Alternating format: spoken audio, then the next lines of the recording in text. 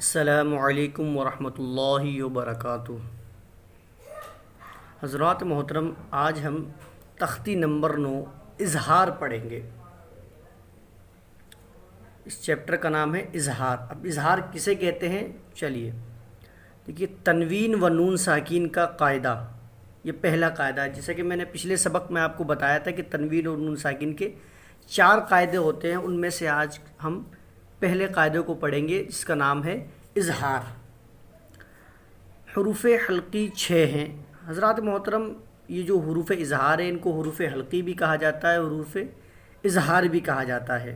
اب وہ کون کون سے ہیں؟ 6: حمزہ، ہا، عین، حا، غین، خا۔ یہ 6 حروف حروف حلقی بھی کہلاتے ہیں اور حروف اظہار بھی ان کو کہا جاتا ہے۔ اب یہاں سے ہماری ڈیفینیشن یعنی تعریف شروع ہو رہی ہے۔ تنوین یا نون ساکین کے بعد حروف حلقی آئے تو نون کو ظاہر کر کے بلا گنہ کے جلد پڑھیں گے، اس کو اظہار کہتے ہیں۔ حضرات محترم، یہاں انہوں نے بتایا تنوین یا نون ساکن ہو، مطلب تنوین آئے یا نون ساکن آئے، اور اس کے بعد یہ جو 6 حروف ہیں، ان حروفوں میں سے کوئی بھی ایک بھی حرف آ گیا تو وہاں پہ ہم اظہار کریں گے، مطلب ظاہر کر کے پڑھیں گے۔ وہاں پہ ہمیں آواز کو ناک میں نہیں چھپا کے پڑھنا ہے بلکہ ظاہر کر کے پڑھنا ہے۔ کس طریقے سے پڑھیں گے؟ چلیے، اعوذ باللہ من الشیطان الرجیم، بسم اللہ الرحمن الرحیم۔ تو یا زبر طی، را الف دو زبر رن، طیرن، حمزہ زبر آ، با الف زبر با، ابا، با یا زیر بی، ابابی، لام زبر لا، ابابیلا۔ اب ہم اس کو رما میں پڑھیں گے، طیرن ابابیلا۔ اب دیکھیے حضرات محترم، یہ جو را ہے، را کے اوپر تنوین آ رہا ہے، اور تنوین کے بعد ہی حروف حلقی میں سے یہاں پہ یہ حمزہ آ گیا ہے، تو اب ہم یہاں پہ اظہار کر کے پڑھیں گے طیرن ابابیلا، اس طریقے سے۔ اب کچھ لوگ ہوتے ہیں کہ جو یہاں پر گنہ یا اخفا کر جاتے ہیں، ناک میں آواز کو چھپا لیتے، تو اس طریقے سے ہمیں نہیں پڑھنا ہے۔ جیسے طیرن ابابیلا، یہ رانگ طریقہ ہے، غلط طریقہ ہے، اس طریقے سے ہم کو نہیں پڑھنا ہے۔ صحیح طریقہ یہ ہے طیرن ابابیلا، کیونکہ یہ قاعدہ ہے کہ تنوین اور نون ساکن کے بعد جب حروف حلقی کا کوئی بھی ایک حروف آئے گا تو وہاں پہ ہمیں اظہار کر کے پڑھنا ہے۔ نون الف زبر نا، را دو پیش رن، نارن، حا الف زبر حا، میم زیر می، حامی، یا زبر یا، حامیہ، تا دو پیش تن، حامیتن، نارن حامیتن۔ دیکھیے حضرات، یہاں بھی تنوین کے بعد حروف حلقی میں سے حا آ رہا ہے تو یہاں بھی ہم اظہار کریں گے۔ لام زیر لی، میم نون زبر من، لیمن، خا زبر خا، شین زیر شی، خشی، یا زبر یا، خشیہ، لمن خشیہ۔ اب دیکھیے حضرات محترم، اوپر تنوین کی مثال ہو گئی، یہاں پہ نون ساکین۔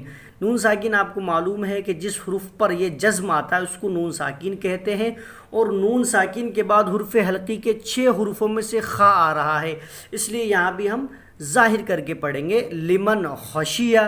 میم نون زیر من، غین یا زبر غی، من غی، را زیر ری، من غیری، ہا کھڑی زیر ہی، من غیرہی، یا واو زبر یو، میم زبر ما، یوم، حمزہ زیر ای، یوم ای، ذال دو زیر ذن، یوم اذن، عین زبر ع، لام یا زبر لی، علی، ہا الف زبر ہا، علیہا، یومئذ علیہا، میم نون زیر من، ہا پیش ہو، منہ، خا زیر خی، تو الف زبر طا، خطا، با الف دو زبر بن، خطابن، منہ خطابن۔ اب دیکھیے یہاں پہ اظہار ہو رہا ہے، نون ساکن کے بعد حرف حلقی میں سے ہا رہا ہے۔ آپ کو بس تھوڑا سا دھیان رکھنا ہے، انشاءاللہ عز و جل آپ کو بالکل سبق سمجھ میں آ جائے گا۔ منہ خطابن، میم نون زیر من، عین یا زبر عی، من عی، نون دو زیر نن، من عین، حمزہ کھڑا زبر آ، نون زیرنی آنی، یا زبر یا آنیہ، تا دو زیر تین آنیتن، من عین آنیتن۔ اب حضرات یہاں پہ دو جگہ اظہار ہوگا، ایک تو یہ نون ساکن کے بعد عین آ رہا ہے اس لیے، اور تنوین کے بعد حمزہ آ رہا ہے اس لیے، یہاں ان دونوں کے اندر اظہار کر کے پڑھیں گے ہم۔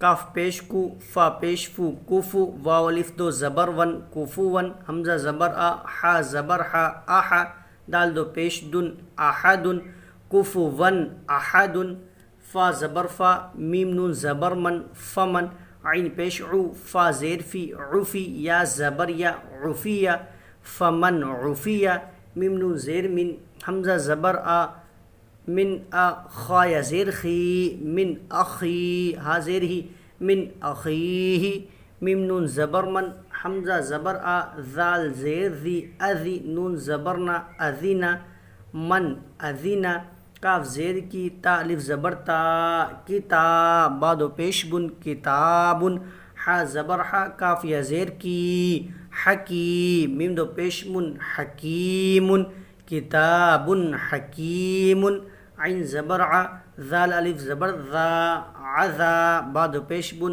عذاب، غین زبر غ، لام یا زیر لی، غلی، زوی دو پیش زن، غلیظ، عذاب غلیظ، حا الف زبر حا، سین زیر سی، حاسی، دال دو زیر دن، حاسد، حمزہ زیر ای، ذال الف زبر ذا، اذا، حا زبر حا، سین زبر سا، حسا، دال زبر دا، حسد، حاسد اذا حسد۔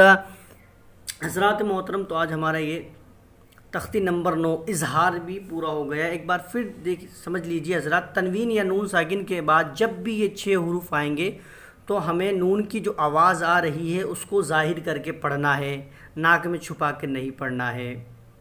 السلام علیکم ورحمۃ اللہ وبرکاتہ۔